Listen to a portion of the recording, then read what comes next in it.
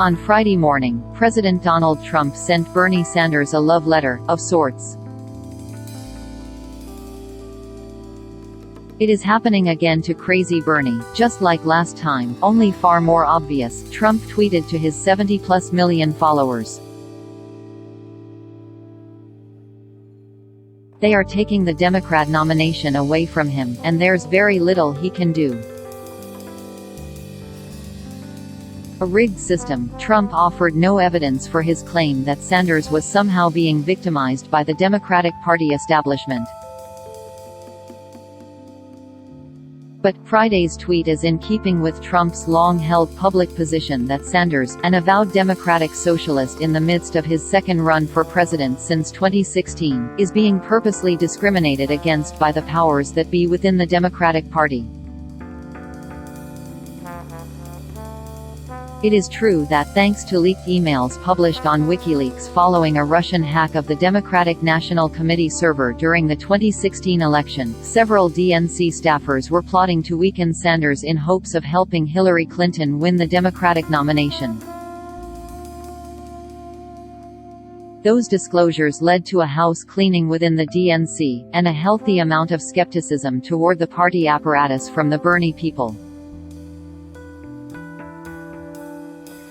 And Trump was right there to stoke the fires of resentment and paranoia. "Bernie Sanders has been treated terribly by the Democrats, both with delegates and otherwise," Trump tweeted in May 2016.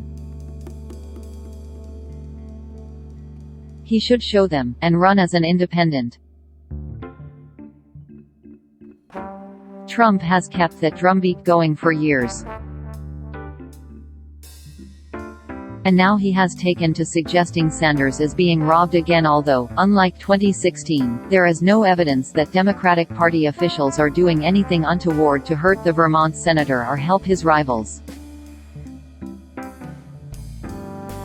So, why does Trump, who can say an unkind word about almost anyone, seem to regularly step into the fray to advocate for Sanders? Well, a few options.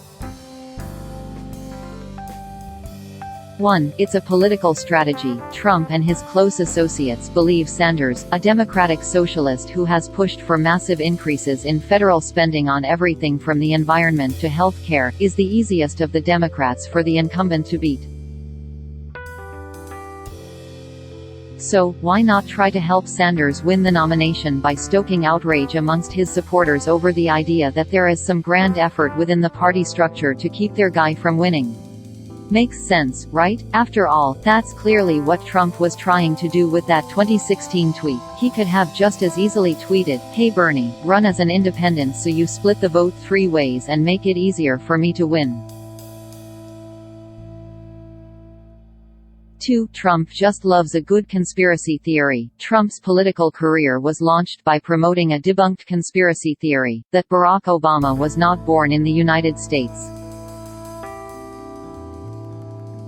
And, throughout both his candidacy and his presidency, he has regularly embraced conspiracy theories about illegal voting, spying and lots of other things. He's someone who likes to play the victim, likes to believe that any struggles he has aren't a result of his own shortcomings but rather because, well, everyone is against him. The idea that Sanders is the victim of such a broad-scale conspiracy then appeals directly to Trump's most basic instincts. If you believe that the world, and especially the political world, are governed by conspiracies, what's one more to throw on the pile? 3. Kindred spirits. It's uniquely possible that Trump sees some of himself in Sanders, a total political outsider who has long been mocked and dismissed by the so-called elites within the party.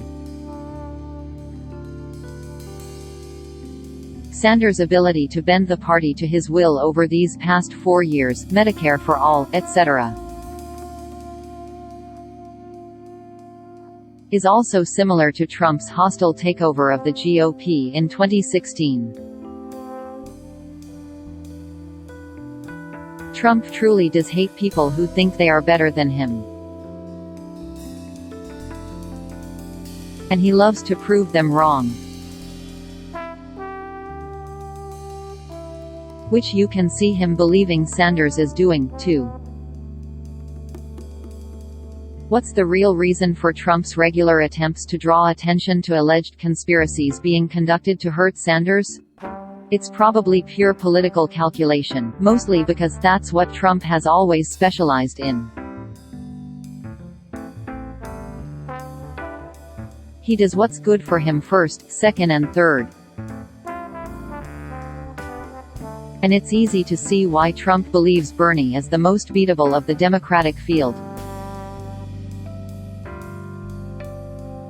Of course, there's a bit of be careful what you wish for here, and no one should know that better than Trump himself, who was widely written off as totally beatable by Democrats in 2016.